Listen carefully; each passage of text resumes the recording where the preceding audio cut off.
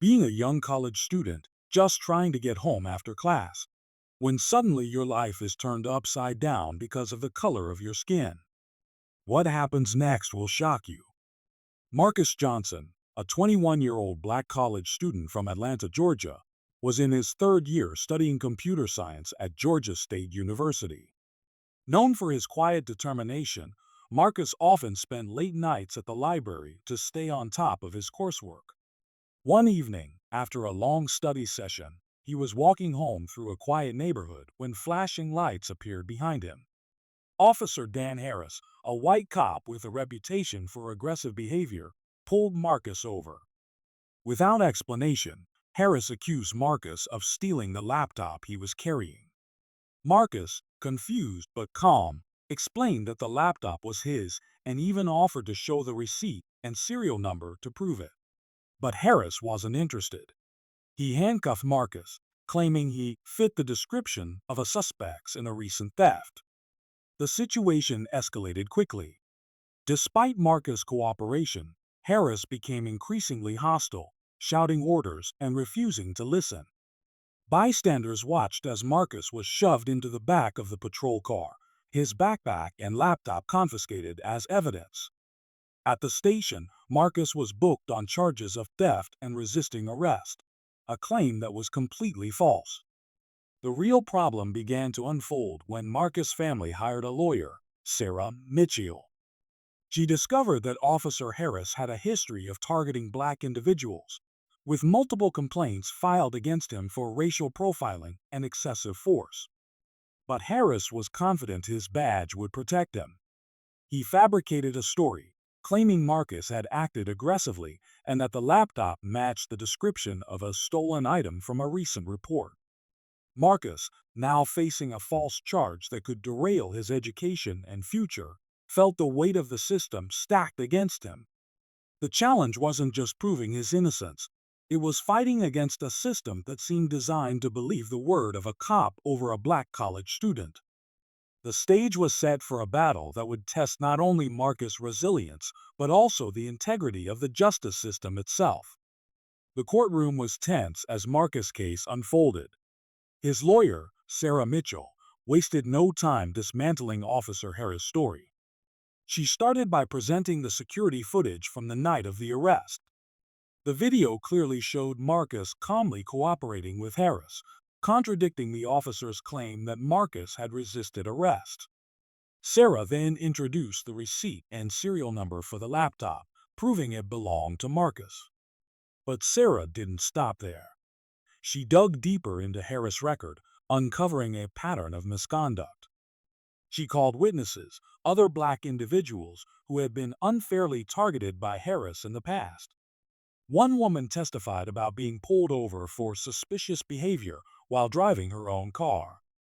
Another man shared how Harris had falsely accused him of stealing his own phone. The evidence painted a clear picture. Harris had a history of using his authority to intimidate and fabricate charges against black people. When it was Harris' turn to testify, he doubled down on his lies. He claimed Marcus had been aggressive and that the laptop matched a stolen item from a recent police report.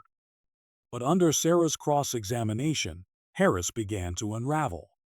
He couldn't explain why the serial number on the laptop didn't match the one in the police report. He stumbled over his words when asked why he hadn't reviewed the security footage before making the arrest. The tension in the room grew as Sarah presented her final piece of evidence, a recording of Harris' bodycam footage, which had mysteriously malfunctioned during the arrest. The footage, recovered by a tech expert, showed Harris mocking Marcus and making racially charged comments. It was a damning revelation that left the courtroom in stunned silence. As the trial progressed, it became clear that this wasn't just about Marcus. It was about exposing a system that allowed officers like Harris to abuse their power.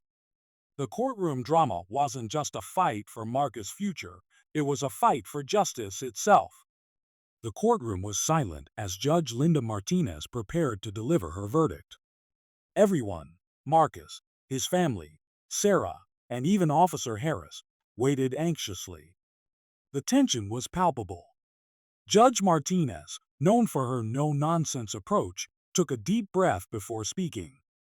She began by summarizing the case, highlighting the evidence Sarah had presented: the security footage, the laptop's receipt, and the recovered bodycam footage. Then, she turned her attention to Officer Harris.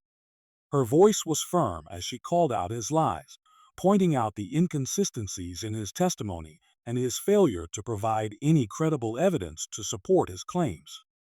The room held its breath as Judge Martinez announced her decision. She dismissed all charges against Marcus, declaring him innocent. But she didn't stop there. She turned to Harris and said, "Officer Harris, your conduct in this case is not only unacceptable, it's a betrayal of the trust this community places in law enforcement." She ordered an immediate internal investigation into his actions and recommended disciplinary action. The emotional weight of the moment hit everyone. Marcus, who had been holding his breath, finally exhaled, tears streaming down his face. His family hugged him tightly, their relief visible. Even Sarah, usually composed, had to pause to collect herself. But the most shocking moment came when Harris, who had been stoic throughout the trial, broke down.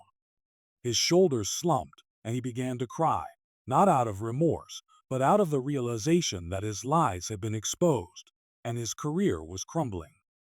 The courtroom, once silent, buzzed with whispers as people processed what had just happened.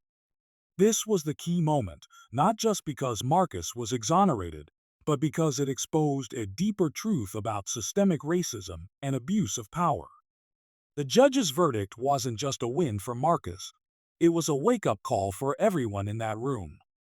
The climax left an indelible mark, reminding everyone that justice, though delayed, could still prevail. If this story made you think, hit that like button and subscribe. Because stories like Marcus, they deserve to be heard.